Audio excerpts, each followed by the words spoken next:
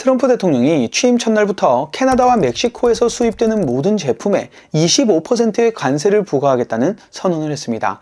해당 발표 직후 캐나다의 트루도 총리는 플로리다에 있는 트럼프 자택으로 날아가 긴급회담을 가졌었죠. 당시 상황을 보면 마치 캐나다가 강대국인 미국에 비위를 맞추기 위해 납작 엎드리고 비굴하게 사정을 하는 약자의 모습과도 같았습니다.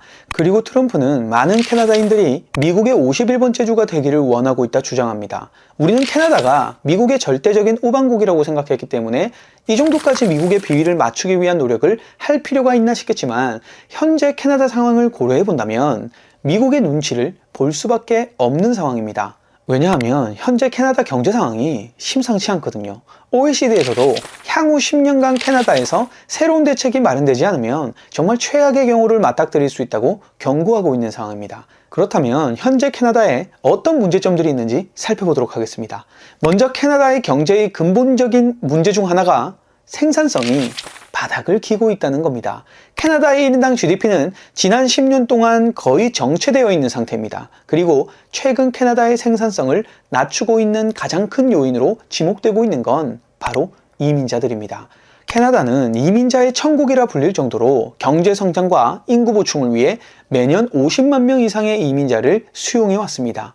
인구가 늘면 경제 규모가 커지면서 경제 성장이 이루어질 것 같지만 무조건 그렇지는 않습니다. 이민자도 이민자 나름입니다. 고숙련 고급 인력들이 많이 유입되느냐 아니면 저숙련 노동자나 난민 수준의 인력들이 많이 유입되느냐에 따라서 향후 해당 나라에 미치는 영향은 크게 달라집니다. 그리고 캐나다는 후자에 가깝다 볼 수 있죠.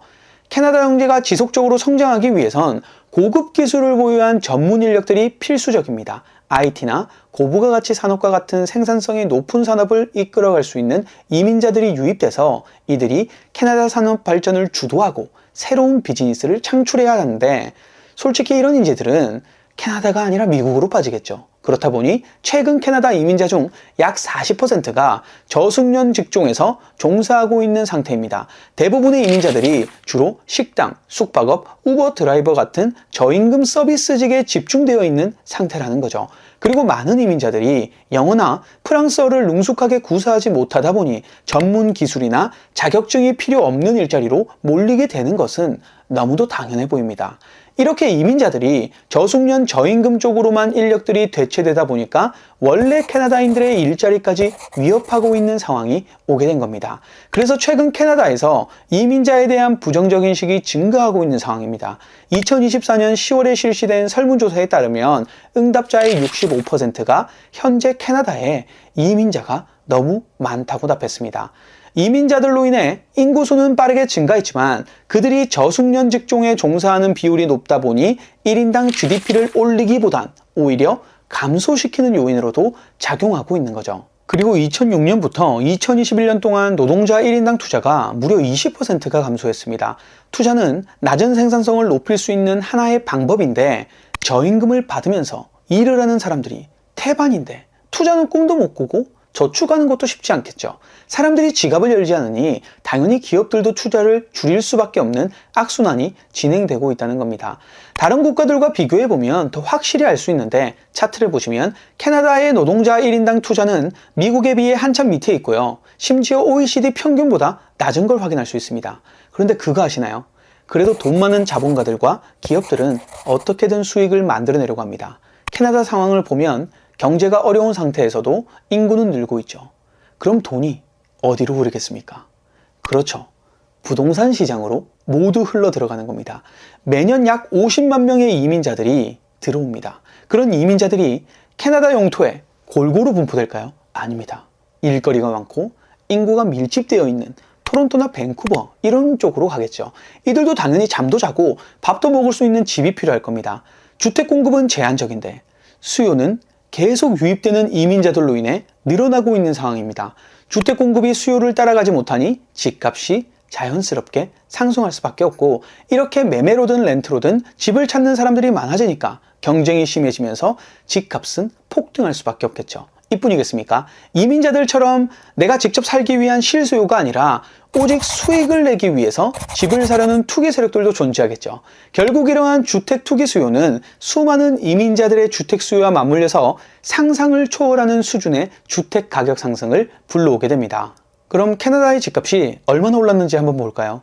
2003년 평균 주택 가격이 약 20만 캐나다 달러였는데 2023년 평균 주택 가격을 보시면 약 67만 캐나다 달러입니다. 무려 220%가 상승했습니다. 그런데 이건 전국 평균이에요. 토론토나 밴쿠버 같은 주요 도시는 상황이 더 심각합니다. 토론토에서는 평균 집값이 110만에서 120만 캐나다 달러입니다. 이 금액으로도 3인 가족이 살만한 집을 구하기 어렵습니다. 내가 다니고 있는 직장의 임금은 몇 년째 그대로인데 집값은 매년 20%씩 올라간다고 생각해보세요. 이렇게 되니 일반 서민들이 집을 사는 건 꿈도 꾸지 못하는 상황이 돼버린 겁니다. 집값이 이렇게 오르면 사람들은 어떤 방식으로 집을 사거나 월세 형식으로 렌트를 할까요? 그렇죠. 바로 대출을 받게 되죠. 그 결과 캐나다의 가계부채도 계속해서 상승하고 있습니다. 너도 나도 부채를 가지고 있는 상태인데 대출 이자가 오른다면 대출 상환 부담이 커지겠죠. 이러면 당연히 허리띠를 졸라맬 수밖에 없습니다. 허리띠를 졸라매니 소비가 위축되겠죠. 기업들 투자를 할까요? 안 하겠죠. 경기가 좋아지겠지 생각해서 공장 짓고 투자하면 그 돈 회수할 수 있을까요? 차라리 공장 지을 돈으로 부동산 투자하는 게 이득이라는 생각을 할 수밖에 없는 겁니다. 그러니 부동산은 끝도 없이 올라가는 거죠. 그리고 이민자들이 캐나다에 정착해서 경제에 본격적으로 기여하려면 오랜 시간이 걸립니다.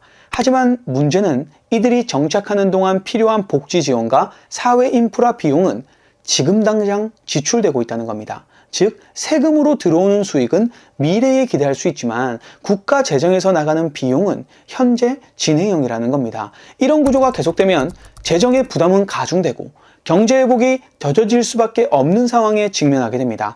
주택 부족 문제뿐만 아니라 의료 시스템, 공공시설, 사회시설 모든 것들이 부족한 상태입니다. 의사가 없어서 의사들 기다리다가 죽을 수도 있다는 말도 나옵니다. 경찰도 부족하고 모든 관접 인프라들이 부족한 상태입니다. 이런 총체적인 난국 상황에서 트럼프 대통령이 캐나다 전품목에 25% 관세를 때린다고 하니 얼마나 청천벽력 같은 소리겠습니까? 캐나다 수출품의 77%가 미국으로 갑니다. 미국에게 벌어들이는 수출 금액만 6천억 달러 정도 됩니다. 캐나다가 수입하는 물건 비중의 50% 이상이 미국 물품입니다. 캐나다 경제 구조는 미국에 의존하고 있다고 봐도 무방할 정도인 거죠. 트럼프 대통령이 관세 25%를 부과하는 명목은 캐나다 국경을 통해 넘어오는 불법 이민과 마약 문제라고는 하지만 많은 전문가들은 실질적인 목적이 캐나다가 미국과의 무역에서 얻고 있는 막대한 흑자를 줄이기 위한 무언의 압박이라고 보고 있는 것 같습니다. 향후 미국과의 무역에서 큰 수입을 기대하기 어려운 상황인데 이민자 급증으로 인한 사회적 문제들까지 겹치게 되니 캐나다 정부는 결국 이민 규제라는 카드를 꺼내들었습니다. 이제는 무작정 이민자를 받아들이기보다는 주택, 의료, 치안 등 사회 인프라를 재정비하고 경제적 불안을 해소할 수 있는 안정화 정책이 필요하다는 판단입니다. 여러분들은 캐나다의 이민 정책에 대해서 어떻게 생각하시나요? 우리나라도 동남아 중동에서 많은 유학생들과 이민자들이 들어오고 있습니다. 특히 지방에 있는 대학교들을 가보면 정말 외국인이 많아졌다는 걸 몸소 체감할 수 있을 정도입니다. 이처럼 전 세계적으로 이민, 난민 문제가 중요한 사회적 이슈로 떠오르고 있습니다. 여러분은 이런 변화에 대해 어떤 생각을 가지고 계신가요? 오늘은 캐나다의 이민정책 변화와 경제세태의 진짜 원인을 알아봤습니다. 영상 시청해주셔서 감사합니다.